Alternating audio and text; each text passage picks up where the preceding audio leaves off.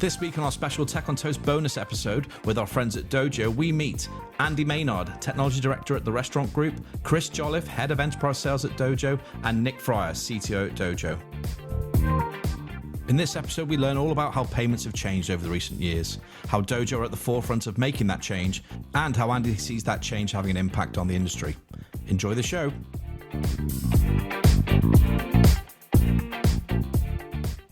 Welcome to the next episode of the Tech on Toast podcast, and today I'm delighted to be joined by three beautiful young men who have joined me here. Let's start on the right here. Who are you and what do you do, Nick? Hi, I'm Nick Fryer. I'm the CTO of Dojo. Welcome, Nick. How are you? Very well, thank you. You? Yes, good to see you again. And in the middle here, rose between two thorns. Oh, it's very kind of you to say. Hi, I'm Andy Maynard, Technology Director at Wagamama and the Restaurant Group. Hello, Andy. How are you? We're playing past the mic here. Chris, how are you? Yeah, really good, thank you. So I'm Chris, I'm the Head of Enterprise Sales at Dojo. Okay, well look, and we're here. We had a conversation a while ago, I think it was in the summer at some point, probably July, in driving rain, I remember that day, and we were talking about, I suppose, the change we've seen in technology over the past period of time. And Andy, we start with you actually, because it'd be really interesting to kind of understand where you are in your journey with technology and Wagamama generally and across your role, and how the biggest changes, I suppose, you've seen over the past, 5 years in terms of technology and day-to-day, what you're dealing with. I think in the context of particularly payments, digital payments, I go back to about 2016, and actually I was at Young's Brewery at the time, and working with MasterCard, working with Oracle or Micros at the time, looking to pull together a solution that allowed our guests to pay. I think last time when we met, nobody really wants to talk about payments really, and I know I've got these two guys with me here. Yes. but actually payments is something that shouldn't be a significant part of the experience for me. People just want to turn up, they want to have a great time, they want to enjoy the hospitality, they want to enjoy the food, and the payments piece should just happen really, and it's definitely really been that way though, hasn't it, for a long time? Payments has become a conversation because it's been clunky, or because it's been, you're losing kind of customer loyalty, I suppose, in that last part of the meal. Well, I think one of the stats that was taken, it took on average like 8 to 10 minutes, once you decided that you'd finished and you wanted to move on, to actually get your bill, and then for somebody to come back with the machine, and then the machine battery had run out, and all of those other challenges that you had.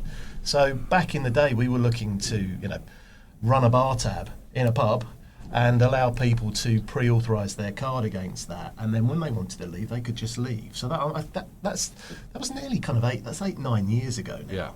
Yeah. Wagamama particularly have majored on that seamless payments experience, if you like, and that's been going for quite some time now. More than 50% of our guests choose to scan a QR code on the placemat and pay for their food and get up and leave. That statistic has been high for a number of years.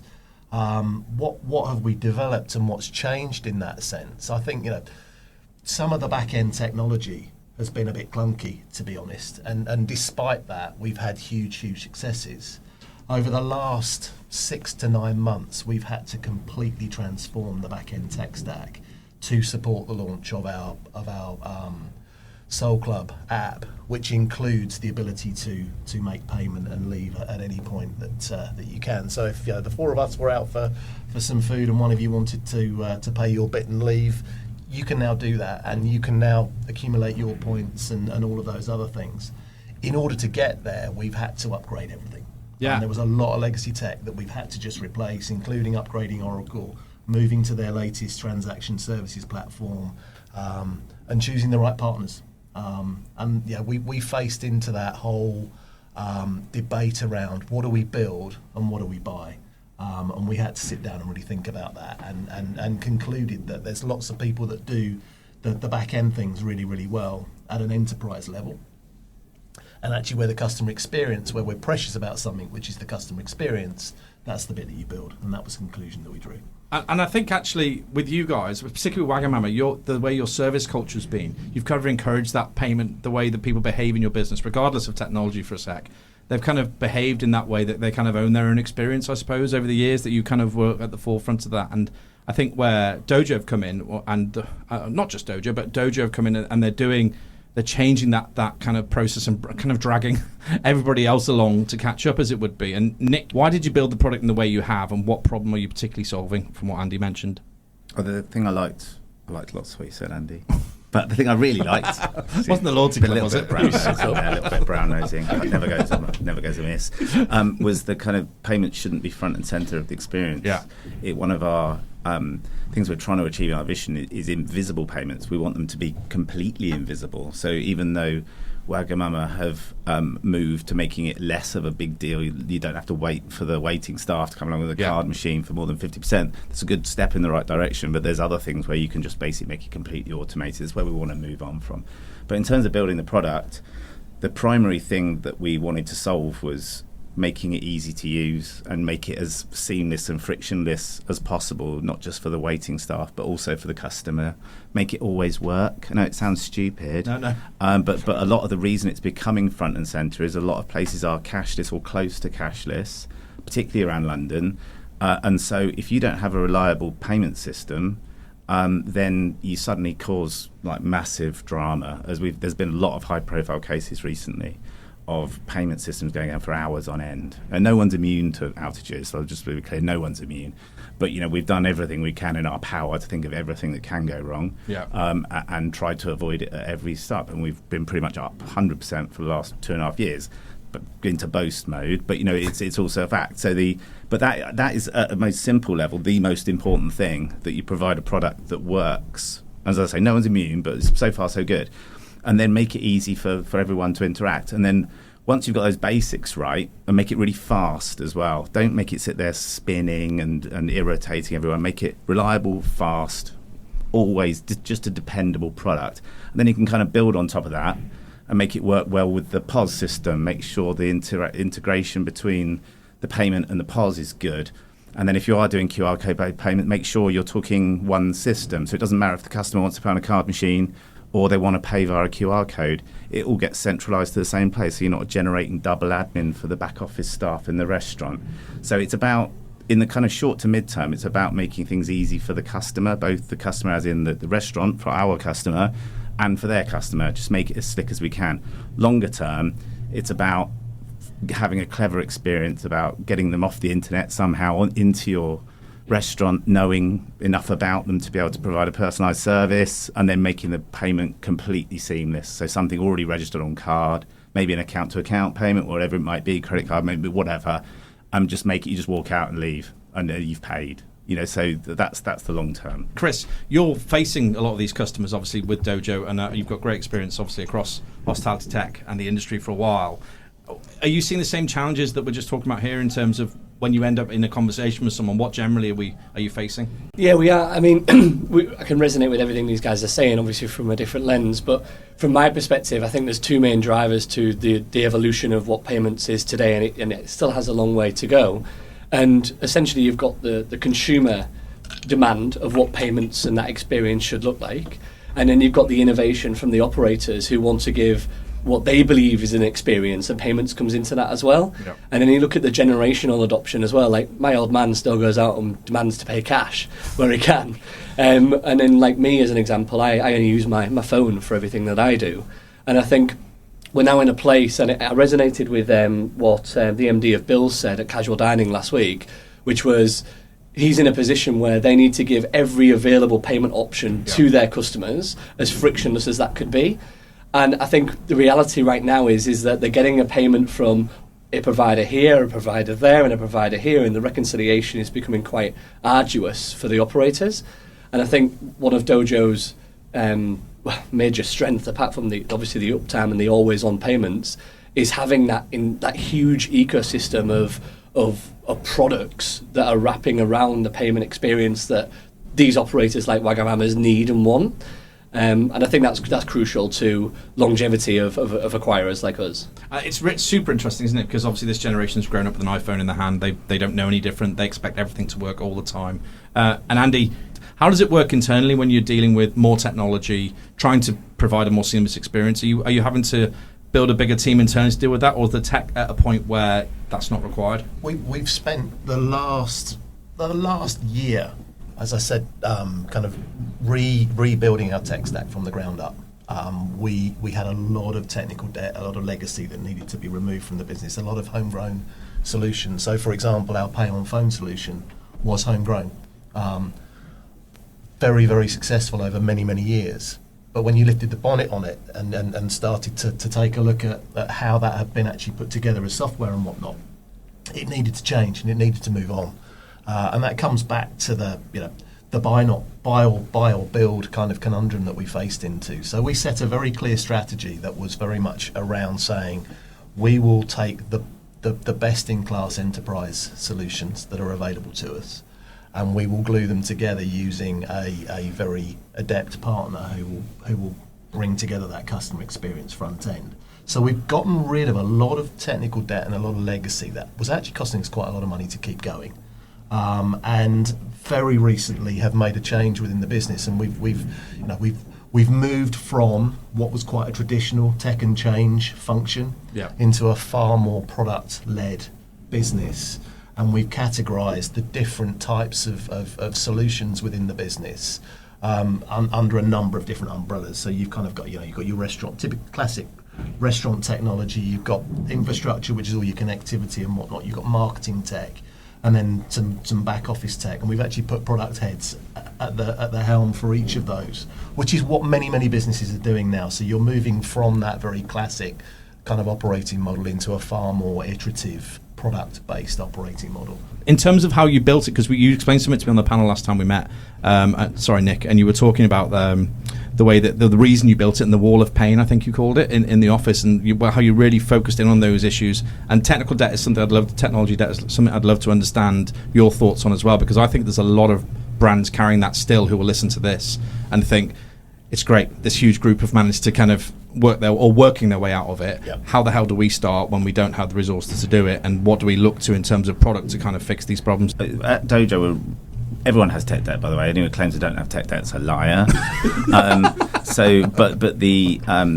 Because our platform's relatively new, we have less. Yeah. But we still have some. Some things get built too quickly. And can you explain what tech debt is, just to someone who's listening thinking, what does he mean? So tech debt it's typically a term that's used by software engineers a lot, who like refactoring and changing their code because they're normally a predecessor to them or another team built something, they didn't like the tech stack, or as Andy said, maybe there was something that was built by, I don't know, some internal people that maybe weren't the most experienced, and they built it. It's worked. I've used it a billion times, the QR payment. It's a functional thing that you've replaced, but under the covers, it won't scale. Yeah. It's maybe not secure. It's not been built with good software standards. So a software engineering team will say, well, that has technical debt. So it's either not secure enough, it's not scalable enough, it's not written in the right kind of way according to them. And so it's quite a contentious thing, because from the outside looking in, fixing tech debt doesn't necessarily do you any good, because I used to be able to pay on QR code at Wagamama, and just today I still paid on QR code at Wagamama. To me, under the covers it makes a difference. It may be too expensive to maintain. It may be a security vulnerability waiting to bite you. There can be all sorts of reasons. So, but it tends to be the fix doesn't necessarily obviously help the end user, and that's why it can be a bit contentious. And on that, we were talking, when you first met me, you talked about the wall of pain. This was the other bit. Because the great tech is often built on fixing, probably seen as a simple problem, but payments have been, I think there's three things people hate. Hate to wait to get in, hate to wait to order, and hate to wait to pay. And you guys have this wall in your office where you're kind of constantly focusing on these pain points that the operators are facing. So we made a very conscious decision to put the customer first. It sounds cheesy because everyone says that, but I think most people actually don't. And when we built Dojo, we didn't do it as a technical exercise. In reality, we've built something that I'm quite pleased with, if I'm honest with myself. From a technology perspective, it's modern, all microservices, all public cloud, multi-cloud, active, all sorts of things I can bend your ear. But the real that has genuine customer benefit as well, like the uptime and the speed and blah blah blah blah blah. But the real thing that's made us do well in the market has been the fact that we solved real customer problems, albeit through good tech. And so if you focus everything you're doing on making it easier to pay at Wagamama, whatever it might be, make sure that the you don't have to keep retraining new staff. That everyone, particularly restaurants, have huge staff turnover. You don't want to make it so you need to put them on a day training course to use your payment system. That some of the old ones with the F keys and were just a nightmare. So just make it very intuitive. That was one of the other things. Security, just make it the most secure system, but make it incredibly easy to operate. So you don't need a special suitcase with a terminal in it. Honestly, it happens. It happens. You need special couriers for certain types. So so just make those day-to-day irritants like PCI DSS. It's not an irritant, but it's very important. If you're insecure and you have a massive data breach, you're in deep trouble. So it's an important thing, but it shouldn't be as difficult to a restaurant chain to become PCI DSS certified as it can be. It should be easy, and we try and make it easier at least. So all those things that are customers, because we'd been dealing in a previous brand, as Payment Sense, we've been dealing with these types of customers for 10 years, so we knew all about them, but we were powerless to make any difference. Yeah. So that was what really drove the whole product design, was saying, we know all the things that are wrong, we'd love to fix them, and we ended up having to build it all ourselves. It wasn't actually the original plan, but it's kind of the way it worked out. And it's not like you're not hospitality devs, right, working on this. You told me that most of the people working on this product purely fixing the problem, the task in front of them. We actively hired people from outside the payment industry, and that was an intentional move. I'm sure there's some great devs in the other payments businesses as well, but we wanted fresh thinking to this problem space, as opposed to people that brought in a whole load of, this is the way it's done in payments. What it made us do actually was take a whole load of wrong turns, for sure, because we had to learn the industry and learn the tech around things like EMV and all these bizarre things that no one really understands. I do now, by the way. I ought to. If I didn't, I'd be in deep trouble. You can educate us later. Yeah, maybe. I think I left the oven on. But the point is that there were some downsides by hiring just good software engineers that didn't know payments, but I think the upsides were much higher. That we had somebody who went in and looked at it from the customer's problem, as opposed to, no, the way you build face-to-face payments is this. It's just the way it's always been. And Chris, you're getting told, I guess, when you're out on the road, what are people asking for? So I think there's a few things, and it kind of resonates with the whole approach that Nick had from a tech side, is people ask for what they know is available from the old days of the old incumbent acquirers. Right, okay. So they know what they know from payments. So actually, I think when we're doing discovery and we're meeting with these customers, and obviously we've had many a conversation, Andy, about payments, it's this whole educational piece, and I think Dojo plays that part really well. It's consultative. It's, okay, what are you wanting from your payment provider at the moment? What have you got from the payment provider, and where do you want it to go? And I think that's the key bit of thinking, is it kind of opens up a can of worms for us as a business, but I think it's really important, because for the first time ever, an acquirer can come there and say, hey, we're going to facilitate your payments, but we're going to take your business to the next level through innovation in this space and try and make it as frictionless and as invisible as possible. And what does that look like? And I think a lot of like the IT directors and CFOs and ops directors are sitting there thinking, actually, you're a partner that can come into my world and look at things with a fresh pair of eyes and not just do the standard that we're used to seeing from all of the legacy systems. So I think to round it off, it's the fact that we're having that consultative open book approach, and because we're constantly innovating and building new products around the payment services, we're bringing them to the forefront, and people are going, actually, I never thought of that. Can I go on? Yes, butt in? You can butt in always. I'm trying to round something off, and I'm going to unround it off. It's going to untangle it for you. So when we launched Dojo, it was a pretty thin product, if I'm honest, because we launched it as soon as we could. It had some quite big missing stuff. Right. One of the things that people couldn't quite comprehend we didn't have was pre-authorization. You mentioned like doing pre-auth at the bar 8-9 years ago, and we were saying, no, you've got to build pre-auth, build it now. And the way that the old systems did it was you would pre-auth a certain amount, you'd print out the receipt that would have an auth code on it, you'd put the receipt in the till.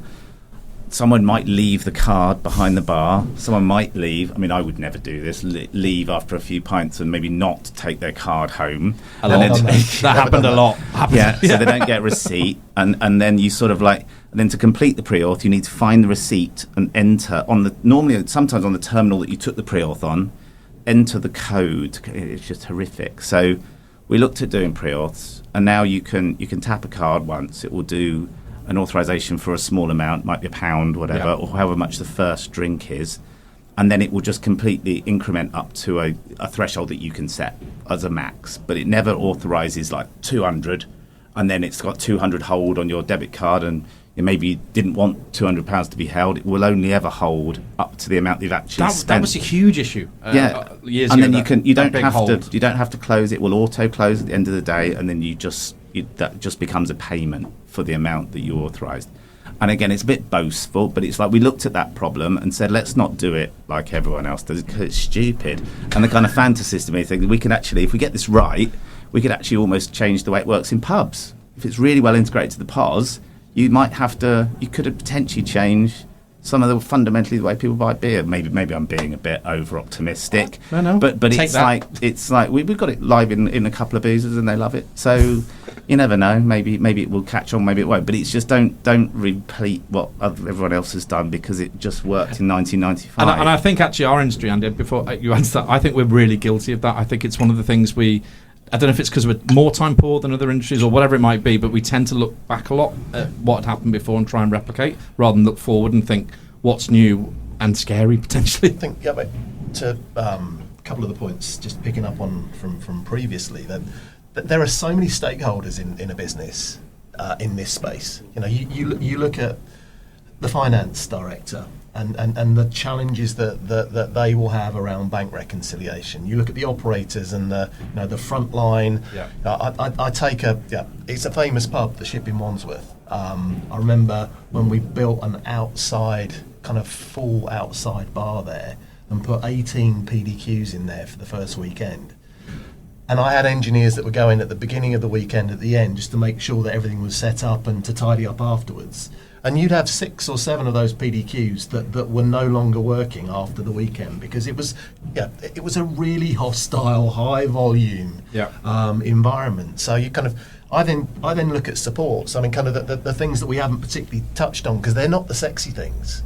But actually, if you can win over the finance director and really sort out their bank rec process and make that problem go away, if you can sort out the support thing. So I mean, some of the things that I've seen that Dojo have done, and by the way, we're not today a customer of Dojo, but I've looked at the product and seen what they do. But it's bookended by both of them in a small studio right now. Indeed, but actually, I love the thinking. The simple ability to. I think it's about the approach of payments, right? That's what we're talking about here today, and it's about how people are approaching. And we talked actually about support on the last panel we were on, and I asked you, I think, when you were ranking what was important to you in terms of when you're buying technology or when you're looking to change or you're looking to make differences, you put support right up there, right, in terms, and this is what you're talking about, the fact that you've got to bring the whole company with you, otherwise there's no ROI, there's no adoption, and the product end up being blamed for problems or not used properly. Yeah, absolutely. So important, because the one thing, particularly with PDQ machines, as I old school call them, they're going to get dropped. They're going to get broken. That's no fault of anybody's. It's just the environment in which they're being used. So actually having a partner that can show you very clearly on the screen that actually of the 18 that you started with on a Friday, on a Monday, 6 of them aren't on. What are we going to do about this, and how are we going to resolve for that so that it's fixed quickly? It's that That's a huge operational challenge. Yeah, and I think Hans, I promised I wouldn't mention him, but I'm going to now. But Hans was talking about Prezzo when Wimbledon came on, and I think they've got a site in Wimbledon. I don't know, and he mentioned the fact that even without being asked, 18 something like a large number of PDQs were dropped off prior to Wimbledon to make sure that they were because obviously that's going to be the highest volume week of the year or whatever, but not being asked to do it, it just arrived. That might sound simple to a lot of people. That's a game changer, right? Someone who's thinking about your business for you. That's a really interesting way to approach business in terms of winning those stakeholders over and having those operators think, wow, that's one thing less I've got to worry about. Previously, there had been 100 reasons why that couldn't happen. Yes. Because you'd have to sign a contract for a minimum of 12 months. And all of those other things. But it's just a different mindset, and that's the product way of thinking. And Nick bringing in people from the outside, looking at a problem through a very different lens is refreshing. Yeah. I can't advocate for it enough, to be honest. I think reducing the number of suppliers as well. I mean, I'm not in your job, but I wouldn't want a situation where I have a problem with payments and I don't know whether to have a go at this supplier, that supplier, that supplier. That when you have, I've talked to people that have like 5 or 6, and that also dribbles down into ops. When I was in ops, that problem sits because you, as a GM, even you're sitting there thinking, okay, this is down. Who do I ring? Yeah. Which one is it? And then you've got all your other tech. But sorry, carry on. Yeah. We're trying to. Something we're piloting at the moment is providing network connectivity into customers' locations. It may go nowhere. It may not be commercially viable. Don't know, but it's something we're looking at. So we can then say, from wherever you're taking the payment, whether it's one of our card machines, one of our Dojo Pocket, that's our our MPOC device, or whether it's an online payment or whatever, we can guarantee it all the way to Visa, right? And there's no one between us. It's just us. So if something's wrong, it's our fault. So call us, we'll fix it. That's single point of truth. Yeah. So for whatever it is, right? And so there's no question. It's that last. It's the Wagamama Paddington to Google Cloud or AWS that we're not in control of at the moment, and maybe that's the problem. If we can get some, even if it's maybe it's not replacing the connectivity, but it's having some kind of visibility or something, but something about taking responsibility for the entire chain. And so there is literally no one else that we can look at other than ourselves, but our customers can. If there's a problem, it's definitely ours. Again, affecting the end user, right? Because obviously they've got one place to go when they've got these issues. It's kind of part answered it anyway, but I'm just saying in regards to the support and things like that, I think that's because we are customer centric and customer obsessed by nature. That's kind of one of our main core values. It's reflected quite well on the NPS score and the customer service feedback that we get. It's very rare that you'll speak to operators and you'll go, "Do you like your payment provider?" It's just not a conversation I've had, I'll be honest. It's funny because I've been asking it now all the time. Yeah, that's your job. Yeah, exactly. But no, we're now in a position where it is genuinely loved. I mean, we don't get it right all the time, don't get us wrong. We're a supplier at the end of the day and we do make mistakes. But the way in which we react and the way in which we're business as usual supporting our estate is second to none. You don't see that kind of tenacity around supporting your customer base. High volume transactions, having the right partners with true enterprise scale and robustness, if you like, was really key for what we put together. And as I said previously, then having someone who can build and nurture that front end for you, and then iterate and iterate and iterate. No, and you mentioned robustness, Dan. Before we go on to our last question, I just wanted to ask about Nick because you mentioned about being on all the time and the robustness of the product. And that's one thing I still think we struggle with generally in hospitality tech. There's an issue with robustness across a lot of products that we see being used. A lot of the operators will point to the fact that their downtime is at a level that's unacceptable for certain products. But you guys seem to have found a place where actually that's the whole point of the product, right? That you're on all the time. And what did you say? The last 2 years you were at 100%? Almost 3, yeah. 3 years. So it's only really been live 3.5. So the first 6 months was we had quite a lot of work to do. To be honest, it was a relatively small user base. But then since I think Jan 22 and on, it's been pretty much. We've had a couple of things where our success rate has gone down by 10%, maybe twice or 30 times, but we've been up all the time. I think I heard a rumour as well that when we first launched Dojo, you had a little Dojo heart rate monitor next to your bed. Yeah, so it was the first few months were a stressful time, but what we did is we engineered our way out of it, and we now the traditional payment supplier runs in what's called co-location data centers that may be big companies like Equinix or whatever, or they could be little 2-bit companies that just provide a few racks. But they're typically in traditional data centers. Pretty much all of what we have is on the public cloud. So we have to have some things like scheme access points still need to go in co-location. We use Equinix, we use Interaction, we use Telehouse. These are the 3 best suppliers in the industry, and they're global. But all of our software runs on the public cloud. Now, in reality, the public cloud actually run in data centers. So they're still in data centers. But Google, Amazon are very good at running these things, and they're very good at running the software that runs in those data centers. So we use what's called platform services, so managed databases, managed hosting environments, managed networking equipment, managed everything. So we have almost no kind of admins in our team at all. We just have software engineers. So they're really very good at it. But things still go wrong in the public cloud. But then you host it in multiple data centers, public cloud, and then you host it in multiple regions. So we've got London region's got 4 data centers in Google, 1 in Amazon. We have But then you go over to Frankfurt and you've got another 3 data centers. And if you get your networking right, that we went absolutely mental on in terms of resilience of things talking to each other, that I won't go into too much detail, but it was a key part of why it's been so reliable. You can't guarantee anything, I said earlier. No one can, because you can do something stupid. But we can't think of a thing that's going to take us down. But that's what I sort of think about air crash investigation. I don't know if you watch that program. I normally watch it. I normally watch it the night before I go on a flight and stuff. But what they always do is they root cause it to the absolute nth degree. They root cause exactly what happened, and if you keep root causing, every time something goes wrong, root cause all the way down and fix it so that one can never happen again. After a while, like the airline industry's I'm not trying to compare. You get to the point where something really weird has to happen, that can happen, but has to happen, that no one's ever seen in the thousands of millions of flights before for something to go wrong. And I'm not trying to compare myself to... No, but that's a really good example. It's the same process we went through. Every time something went wrong, we went through a massive exercise of root causing exactly and then trying to fix something to make sure that could never happen again. We just kept doing that over and over again. So we went from pretty seriously unreliable, if I'm honest, all the way down to nothing in getting on for 3 years. But, as I say, I don't want to... I should touch on wood because you just never know when something can come and bite you. No, but I love that obsessive nature. It was obsessive. Well, I don't know if you all have it, but you have it. I definitely had it, and it took years off my life, if I'm honest, and I haven't got many left. It's all right. You're making up for it in noodles. Yeah. But it was a big thing. So we run across multiple clouds and multiple cloud regions and multiple availability zones within those cloud regions.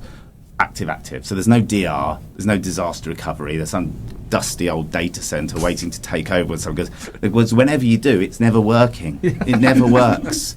So I think it's fascinating though, because people listening, right, don't get to spend time with you. Obviously, you do. Chris Jolliffe does. I but avoid him, actually. But I don't know what you think, Andy, but I find it fascinating to get under the bonnet of what it is. And not everyone will have that interest, I'm sure. Some people just want it to work, right, and don't care. But I find it fascinating that the obsessiveness, because I think hospitality people like that with their product as well. I think they're obsessed with getting food right and service. Yeah. And it's nice to hear, from my point of view anyway, that a tech company are that obsessive about their product. I think it's fascinating. Well, look at the payoff. The GM that you met from Green King the other day. Yeah. They're seeing it. That's mad. That mindset in something that, frankly, it's payments. It ain't the sexiest. It's not. Actually, I think Dojo are quite sexy, don't you? I do. Yeah. I do a bit, yeah. They've got a nice office and everything. Yeah, they've got nice sweatshirts and all sorts of things going on. So. Andy wants some merch. But and I think it's brilliant. And look, Andy, before I move on to the last little round here, if you had to give advice, I suppose, to anybody else, not everyone has the privilege of being in a large company, as I said, like you, and people who probably founder-led businesses, maybe 10, 15 sites, and they want to kind of address what they're doing, not just with payments, but generally, what's the best, where do they start kind of thing in terms of kind of moving towards that problem? I mean, I'm going to just say watch that program. What was it called? Air Crash Investigation. Don't watch it. It'll make you never want to fly again. Have you read the book Black Box Thinking? No, but I will. You should. It's very much about that. And it compares, I'm going off on a tangent here. No. It compares the airline industry when something goes wrong with the hospital. And this is in the US. Fascinating book. Fascinating. And when you say compare, are they miles apart? Yeah. Right. Yeah. Don't go to... Okay, you're right. This is where you say click the link below. I didn't write it, by the way. It's Andy's new book out in February. So, anyway, Andy, what advice would you give to these people, I suppose, who are going on that journey and kind of thinking, how do I address the pain points I've got in my business with technology? It's a really interesting one. I've just come back from the US. We at Wagamama have recently bought our share in the joint venture business that we set up with a company called Punch Bowl over there. 8 restaurants, and we were due to buy them back, I think, in 2027. The opportunity came up, so we're now running that business. They're 8 restaurants. They're a small operator. Yeah. They got 5 on the East Coast and a couple of others dotted around the US. I was lucky enough to spend 2 weeks out there, visited all of the restaurants, and they are, we put the same tech stack in there many moons ago as Wagamama had in the UK. It's a very, very different operating model. What advice would I give them? I think you've got to get the brilliant basics right. And I really warm to the idea, Nick, that you guys are actually starting to think about connectivity.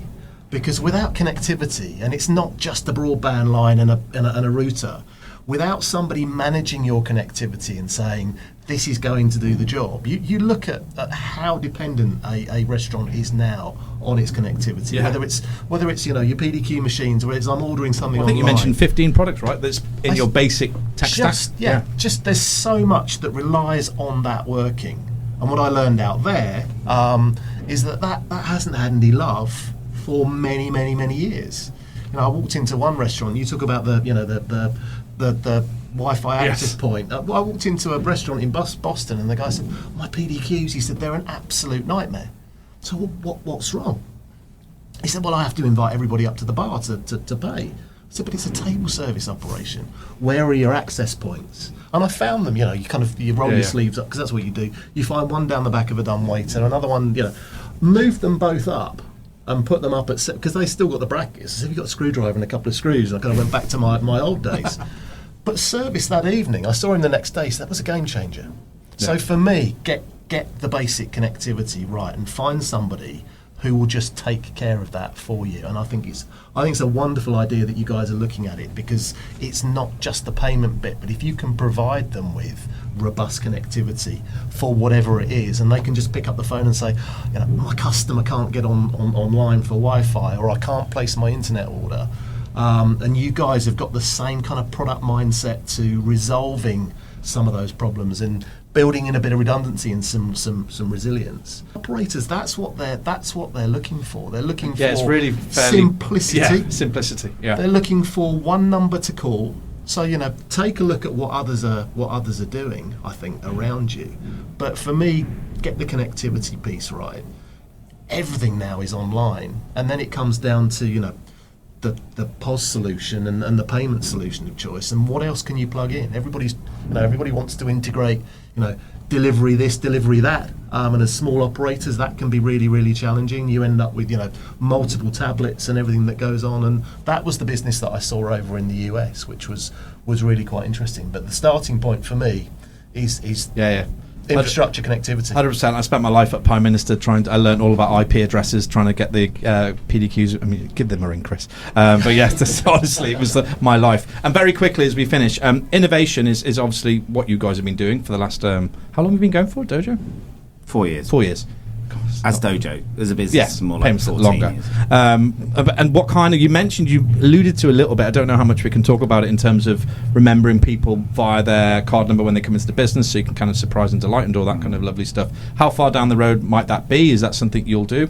Yeah, it was quite a way down the road, actually. So, again, this kind of what Andy mentioned at the beginning about payments being not front and centre. Yeah. It shouldn't be. Make it as invisible as possible, but use that data to your advantage if you can.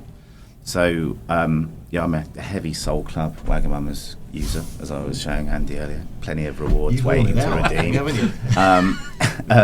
But if you can, I have to. It's great, but I have to make sure I've got the app. I have to check in with the table number. That the waiting staff quite regularly get wrong, and you have to write it on this. So there is. It's great. It could be better if you could drive it through infrastructure that you already see. So maybe I didn't use the Soul Club app and I just paid with my card, yet it still gave me a stamp. That's cool. So using that payment infrastructure, it's not creepy either, is it? It's not creepy. You're just pleased. Yeah. Oh, good. Yeah. I forgot to use the Soul Club, or I didn't have my phone. Well, you always got your phone, but you know what I mean. It's like it's something that could assist that. Well, you're truly rewarded then, aren't you? It's sometimes you have to go through. When you go out for dinner, you just go out for dinner. You don't want to go through. Sometimes you don't want to go through a mechanism to. But if you're just being recognised for being in that building, then that's awesome. So we have a product that's live in probably about 10 different locations with a few different customers. Where they're using the card number, so it's in much smaller businesses than Wagamama. I think most businesses of Wagamama's scale will want their own rewards program, and I can see us helping drive it, maybe provide some infrastructure for it. But where the smaller SME businesses, we're going to provide an end-to-end loyalty solution that is automated. So at the moment, if there's some coffee shops, particularly around our way in Paddington, where you pay and it prompts you on the card machine or via a static QR code to then register for it, and then every time you just pay. So it's early days, and the redemption side is quite basic at the moment, but the infrastructure is there and is working. And I think loyalty fits in in a bigger picture of just knowing your customer, insights into your customer, CRM. It shouldn't be a separate system. Oh, there's the loyalty system. It should be part of your the center of it, isn't it? insight into your customer. So some of them you may not know they're anonymous, but you can infer information about them. We've got a lot of data. We can infer things anonymously. And then when they register for your loyalty program, then you get to know all sorts. But you can also take this inferred information that you're probably not going to capture on a loyalty app. It's super interesting. You think about before we digitalised everything in Boston, for example, walk in the bar, the pint flies down the car, because they know you because you come in every Tuesday, whatever. We're digitalising that, right? That kind of experience. That personalisation with some of the new tech that's available now, with some of the AI stuff that's available really out of the box. You can do some really clever stuff pretty simply, but you need the infrastructure behind it to be able to drive that. Otherwise, you're scanning QR codes, you're registering for apps and stuff. You're doing stuff that is a little bit more friction than you need. Super interesting. And Mr. Jolliffe, in terms of, I suppose, where you see because it's interesting to get the industry perspective from you as you're kind of talking to these people every day from different roles. Where do you see it going over the next 12 months? So I think we're leading from the front again. So we will continue in that vein, not just hearing what they're saying, but iteratively layering on that. Yeah. So I think from our point of view, as long as we remain customer obsessed and keep that at the heart and soul of what we're doing, and then we continue innovating like we are, but then consolidate all of those products into a position where they're all assisting each other. So you can have that element where you make a booking, you arrive, we already have card on file, you take a seat, you place your order, you walk away, it's paid. Those kind of environments is going to be key, I think, going forward. I think from our point of view, you see acquirers buying up EPOS companies and everything else, and that is a play. But I think POS fundamentally facilitates ordering, doesn't necessarily generate more revenue, and we're in the revenue game, because obviously we monetize the transactions that go through. So I think if we make a step into how we can give our operators the ability to make data-driven decisions to increase their revenues in their portfolios, that's going to benefit our customers, make them stickier with us, but also benefit us as a business as well. And I think that seems to be the direction that we're going in, and I'm well behind it. And that inferred piece I think is fascinating as well, because it's kind of that we don't know but we might know type thing, which I think is super interesting for businesses, because who doesn't want that in their business, to be able to have a little bit of insight into something that hasn't happened that could happen, and it creates whole new worlds of revenue streams and things that are going to happen. Look, gentlemen, thank you very much. I appreciate you coming over. How do we get hold of you guys? Andy, if people want to kind of say hello and just kind of speak to you, do we give them LinkedIn? Is that the safest place for you to hide? Yeah. LinkedIn. Find them on LinkedIn. Find me on LinkedIn. Same for you, Nick? Yeah, definitely.